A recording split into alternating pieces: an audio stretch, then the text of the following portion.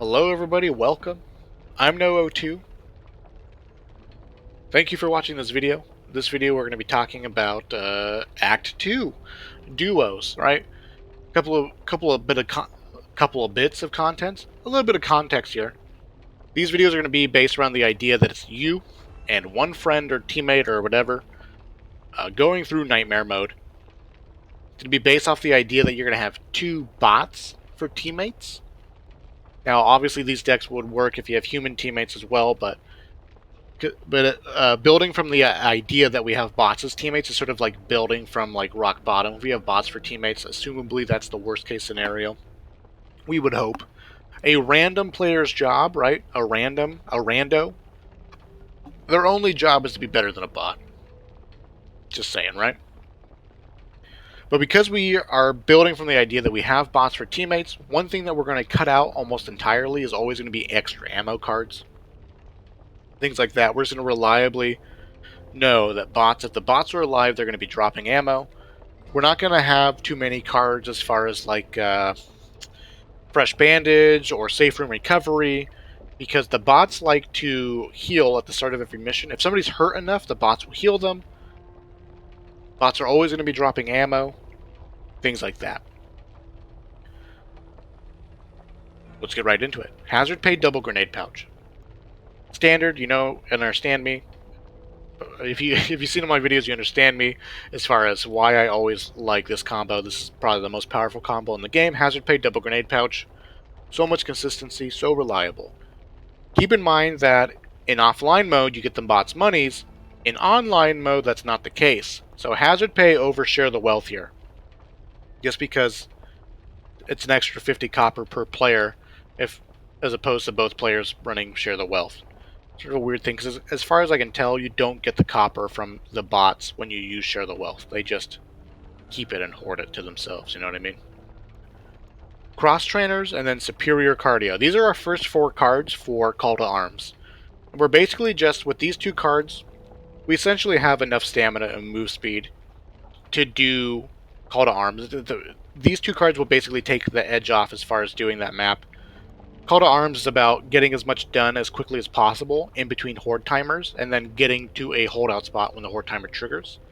So we don't really need a whole lot of move speed or stamina or things like that, just enough that if we're out in the middle, out in the water treatment area, and we just pop the nest and then the horde is triggering, we go, oh crap, we need to get to this corner over here. You'll have enough stamina, pretty much from wherever you are on that map, to get to that holdout spot together as a team.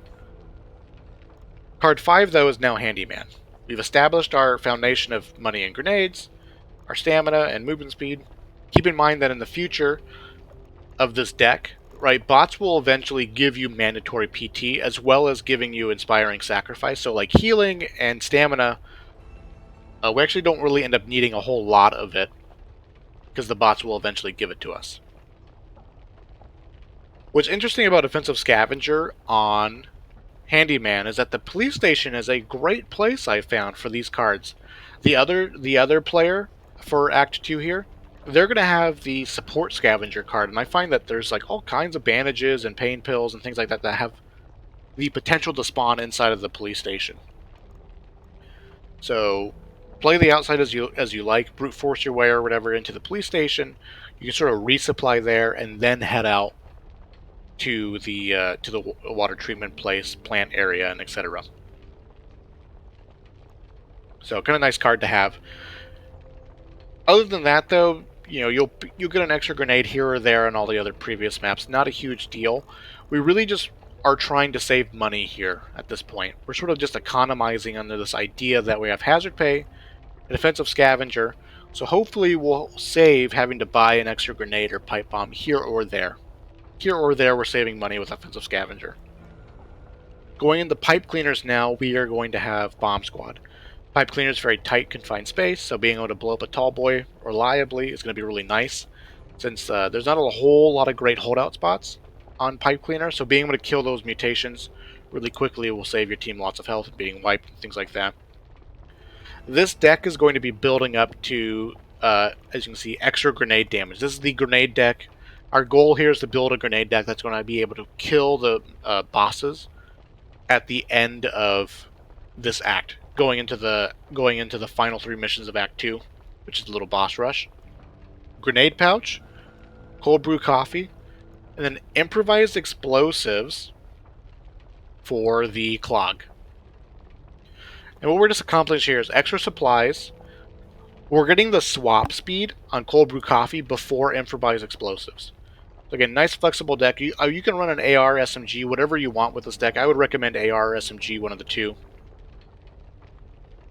But we get the swap speed before the improvised explosives. We really don't need the extra grenade damage on most of these maps because Hinterland, Trailer Trashed, and the Clog are actually fairly open maps. So dealing with mutations is really not a big deal because you just can kite them around. But we do need to build up to the grenade damage at some point, so we're just picking it up here because we don't really have room to pick it up later. But then share the wealth. Share the wealth is coming a little late, so this is Broken Bird.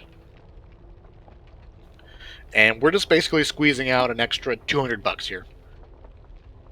Broken Bird can be a particularly hard mission. It goes from 0 to 100 real fast if things don't go perfectly. There are some strategies. I highly recommend that you go and watch my walkthrough and playthrough of Broken Bird, where I talk about the best strategy that I've found to get a super fast first crate. And then that makes the next 2 crates way, way, way, way easier. And the thing about just getting Broken Bird done is just having the money to do so. Just having the money to do so. But the reason why I pick up improvised explosives before Share the Wealth is because I find that on the Clog, it tends to be a rather boss-heavy map. There's a lot of chance for boss cards to spawn. It feels like every time I'm there, there's boss cards. And it's a horrible place to fight bosses. Horrible place. If an ogre shows up, it's a real pain in the butt to fight him. If a breaker shows up, a huge pain in the butt to fight him. In all circumstances. So we're actually stepping just a little bit into the grenade damage. And the off chance that and the decent chance that there is a boss spawn, and that you want to save your grenades if you can, so you're shooting the bosses, you're kiting, you're doing whatever, you're dancing around. But if things are falling apart, just grenade dump the boss. Just grenade dump them. You'll have 4 grenades, 5 if you're Hoffman. And between Bomb Squad and Improvised Explosives, you're going to be doing a nice chunk of damage, potentially take the edge off and save yourself and things like that. I like the Clog is a cool mission, but it does not feel good. Like, the Clog has a potential to go bad as well, and it does not feel good to die right before Broken Bird. But now that we're at Broken Bird, we have Share the Wealth for the extra money. Essentially, you want somebody... Basically, this means that one of you will basically be able to use the medicine cabinet again. The other player is also going to be picking up Share the Wealth somewhat early in this area as well. This extra money means that once you leave the safe room for Broken Bird, you'll have all your supplies, you'll have all your grenades, all your pipe bombs, and things like that, and etc. Because, like I was saying, if you can get the first crate up into the helicopter really, really fast, it makes the rest of the map almost free. And so you end up burning most of your grenades right at the start. And you're not going to have any time to loot before the first crate. If you want the fast first crate, you're going to want to just use your grenades as quickly as possible. So you'll probably end up using 2 or 3 grenades potentially on your first crate. And then you might not use any after that. But after you get the first crate up really fast, you burn your grenades, burn your pipe bombs, whatever, get the first crate up really fast, you get a little bit of a lull period where you then can loot, open up crates, loot, find the crate, stand next to the next crate. And from that point on, you should have enough supplies to beat the mission. So, leaving the safe room of Broken Bird with enough grenades and your other slots filled, really, really, really, really, really, really nice. Really nice. And now Marked for Death. Marked for Death going into Heralds of the Worm Part 1.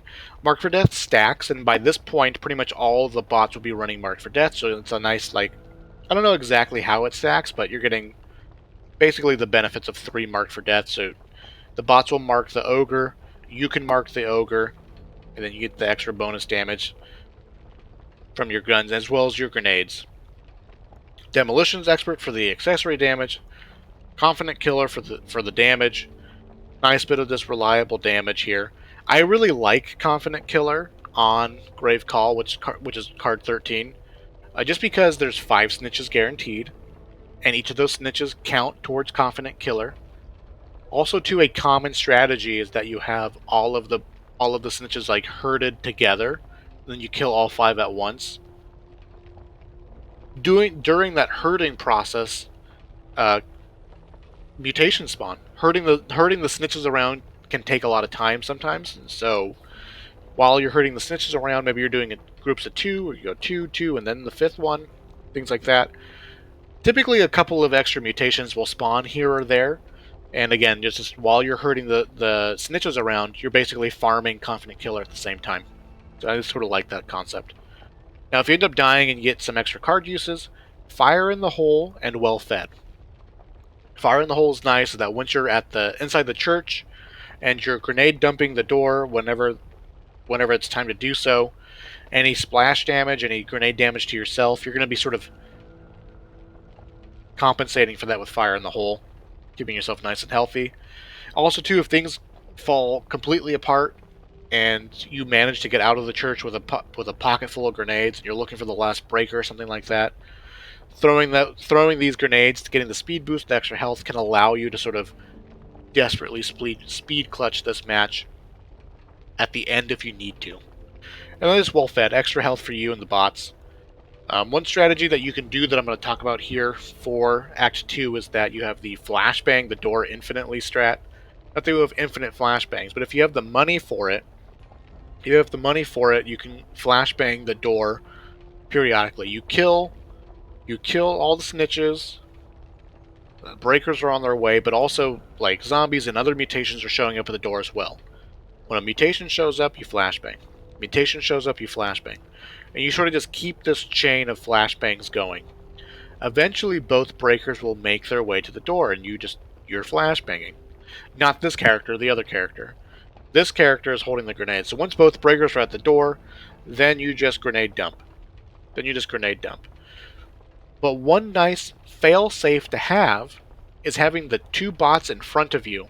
You can push the bots around a little bit, but when the bots choose their place to stand, you can just crouch walk into the bots and push them up.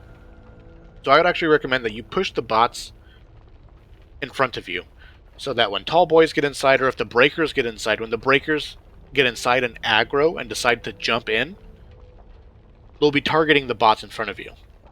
You let the bots basically take damage for you. So well-fed is nice in that it's going to give the bots extra health, allow the bots to tank more damage for you, essentially. Now this other character, he's going to, again, be the support character, essentially.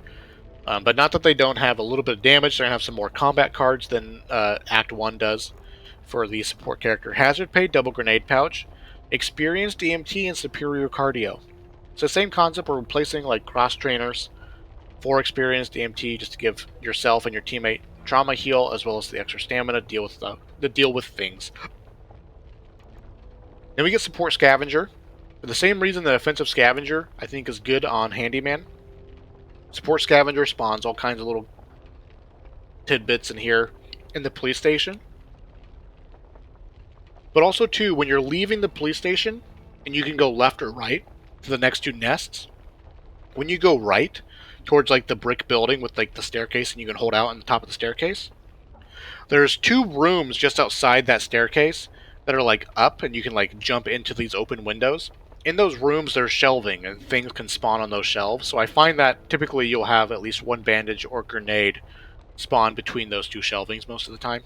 The extra supplies in there as well. Now we get our pockets. Shoulder bag for our support character. Going into pipe cleaners. Just want to have enough health to get from basically the safe room to the toolkit room, and then once you get to the toolkit room, for the most part, loot that room quickly, get your heals, and then go. Things like that. I just find that EMT, Support Scavenger, and Shoulder Bag is like the bare bones minimum. Right? If we could fit Poultice in here, that would be nice as well, but just a nice bit of healing, blah blah blah, over time. You don't need to carry medkits, I would say. If you can avoid the medkits, that's great. Just sort of rely on the support scavenger to keep your bag full, things like that, and that will really save money. And the reason why we're getting 2 support cards super early, and why I would suggest that if you can leave the safe room being a little greedy, not filling up all the way, so that you can pick up things on the way with your support scavenger and extra pockets here. And then we get Share the Wealth, because we're trying to save money.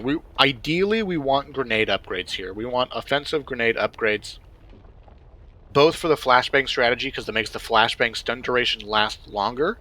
So in the long run, you end up needing less. You get more value out of the flashbang. So if you don't have enough flashbangs, maybe you do end up having enough because you have just enough time based off of the upgrades and things like that. So Share the Wealth here as well. We're getting Share the Wealth earlier, not super duper early. We don't want to be super greedy, right? Like if we just put Hazard Pay, Share the Wealth, Support Scavenger, like very, very greedy. So we're sort of staggering the economy cards just a little bit, just that we have the tools necessary to beat the missions that we have to, but also then dip our toe into the greed as well. Share the Wealth going into Hinterland. Hinterland's a nice big open map. There's not a whole lot going on Hinterland. At this point, you should probably be carrying pipe bombs. If you get cut out in the open, you use 1 pipe bomb. For the most part, though, it's just sort of a nice, slow walk to the nest at the end of Hinterland.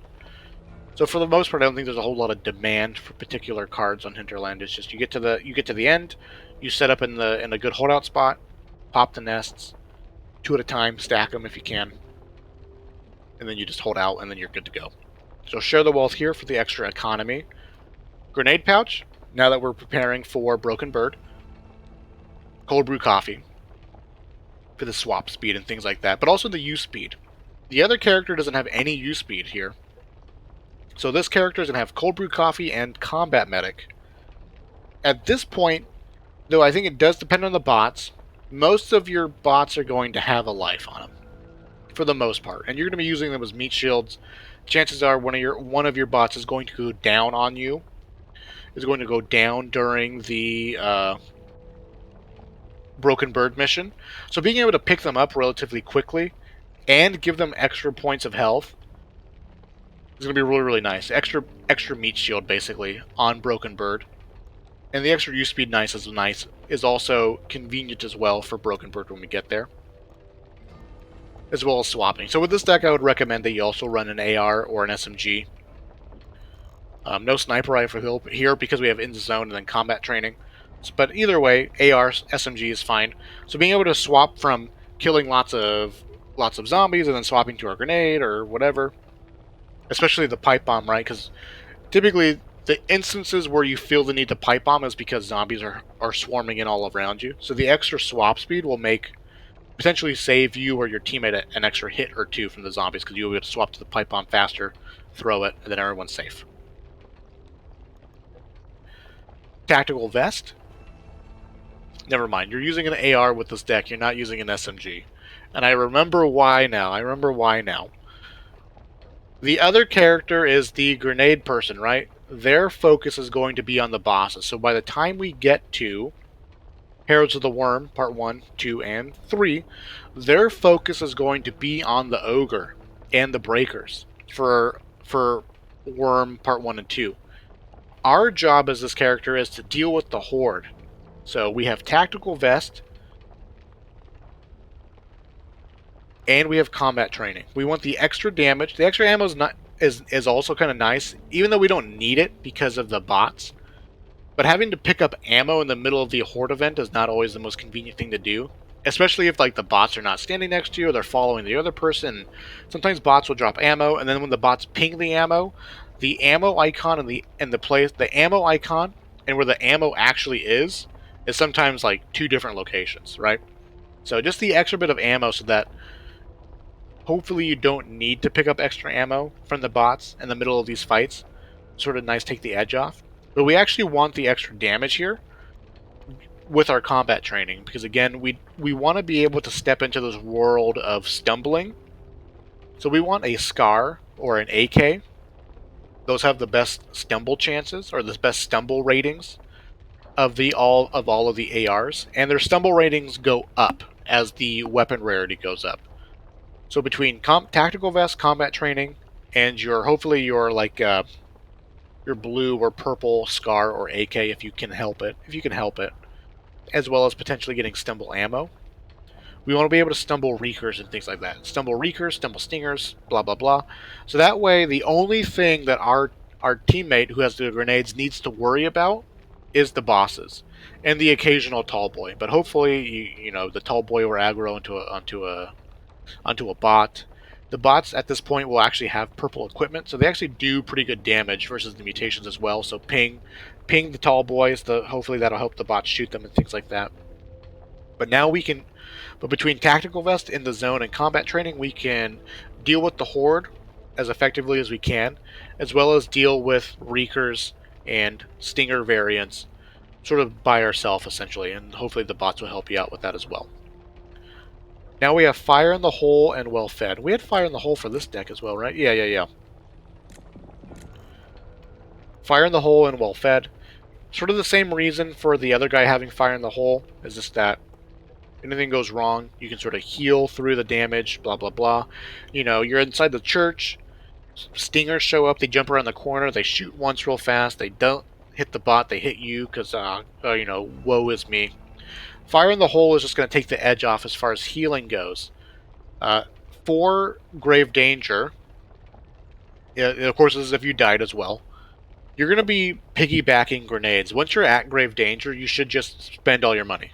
Spend all of it. As I mean, it's the last mission of the act, so you should have 0 money, or close to it, by the time you're done buying. And at this point, you just want grenades and flashbangs. Grenades and flashbangs. One thing I forgot to mention is that you probably want like 6 to 10 grenades, depending on what quality they are. If you still have vanilla grenades, you'll probably want 10 grenades. That's going to be maybe 2 or 3 more than you actually need, but it'll just be nice, safe, convenient. Flashbangs, again, you probably want around 10-ish. And that's about it. So if anything goes wrong, extra healing, because you're going to have tons and tons and tons and tons and tons of grenades. So just having Fire in the Hole makes sense. And then well fed. Keep yourself healthy. Keep the bots healthy. Keep the bots as meat shields. This is Act 2. Let me know what you think. Let me know if you find success with this or not. If it's fun. Remember fun. Anyways, thank you guys for watching. I appreciate it, and I'll see you in the future.